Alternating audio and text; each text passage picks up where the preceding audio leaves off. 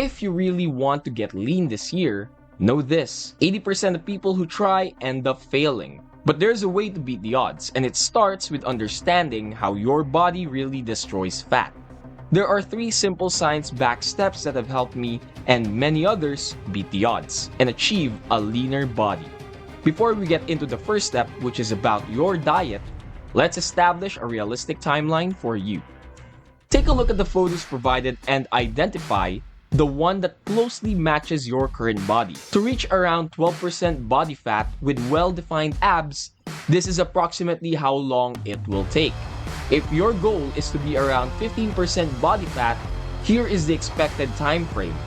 This may be longer than you anticipated, but most people underestimate how much fat they need to lose and how long it will take. For instance, in these 2 photos, I helped this guy lose about 20 pounds in around 14 weeks. However, he followed the plan I'm about to share with you almost perfectly, which isn't practical for most people, so expect it to take longer than you might think. But if you stay committed and trust the process I'm about to reveal, you will succeed. Your diet is undoubtedly the most crucial factor in driving your results.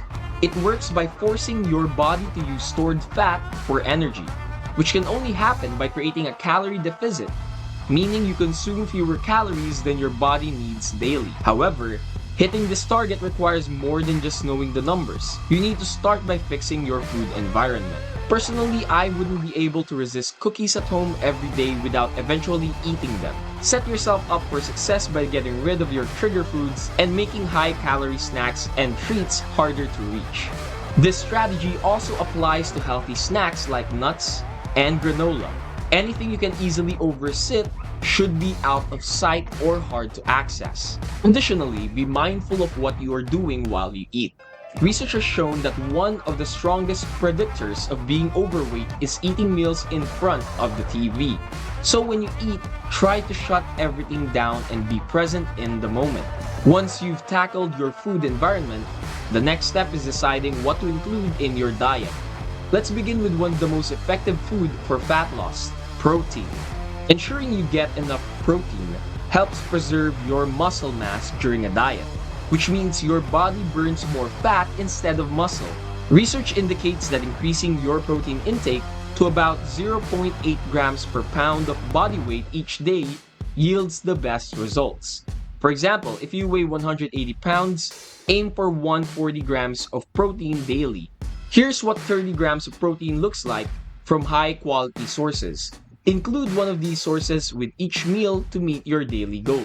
In addition to protein, there are several other foods that can significantly impact fat loss. A study from 1995 evaluated 38 different foods based on their effectiveness at keeping people full after meals. Foods like potatoes, oats, whole grains, lean proteins, apples, and oranges ranked highly, while more processed options like white rice, cereal, chips, candy, and pastries ranked poorly.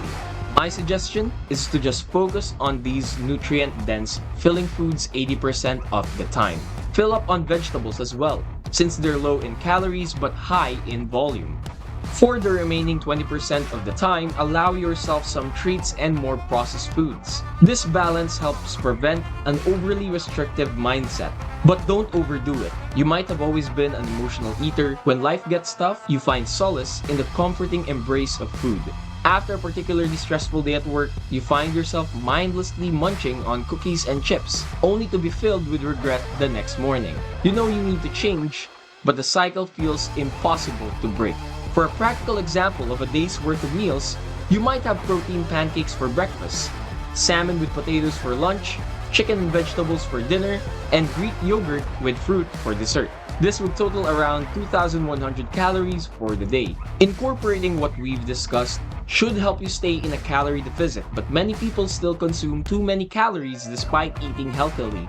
To address this, I recommend tracking your calorie intake, even if only for 1 or 2 weeks. This will help you determine if you need to make any adjustments. If this still doesn't work for you, stay with us. I'll share with you 3 consistency hacks that I found that make people far more likely to stick it through and succeed. Now that your diet is under control, let's talk about the best exercises to support fat loss. According to a recent meta-analysis, The most effective fat loss method is a combination of a calorie deficit and weightlifting. Weightlifting is beneficial for fat loss because it signals your body to maintain muscle mass while using fat for energy. While your diet handles most of the calorie deficit, aim to lift weights 3 to 5 times a week to ensure you're losing fat, not muscle. However, it's important not to become sedentary after your workouts. One reason people struggle to get lean during a diet is that they subconsciously become less active and reduce their daily steps. To counter this, track your daily steps and aim for at least 7,000 steps per day. Maintain this level of activity throughout your diet to support your fat loss goals. If you follow the guidelines we've discussed, you should be able to lose around 1 to 2 pounds of fat per week. Keep this up for several weeks and you'll likely reach your target body fat percentage. However, maintaining a healthy diet, tracking your calories, working out regularly, and getting enough steps daily can be overwhelming. To help you stay on track and achieve your goals, here are 3 consistency hacks that can significantly improve your chances of success. First, consider the power of 60%. Research has shown that individuals who track their calories at least 60% of the time lose more fat compared to those who track less frequently or inconsistently. Instead of striving for perfection, aim to meet your goals at least 60% of the time. This means hitting your targets about 4 to 5 days a week. Once this becomes manageable, you can then aim for higher consistency. The second tip involves taking breaks. Imagine you're on a cross-country road trip. Trying to complete the journey in one go would lead to burnout and exhaustion. Similarly, in dieting, it's important to take breaks to recharge, known as diet breaks. These involve increasing your calorie intake by about 500 calories for a week or 2. This isn't an excuse to eat anything you want, but it does offer more flexibility and helps you recover both mentally and physically. Typically, consider taking a diet break every 8 to 12 weeks of consistent dieting. Third is to be patient with fat loss, especially around your belly. Many people get discouraged if they don't see changes in their belly fat within the first 6 weeks and quit. Your body tends to lose fat from areas like your chest, shoulders, arms, back, and face before it targets the belly. There's no way to specifically target fat loss in certain areas.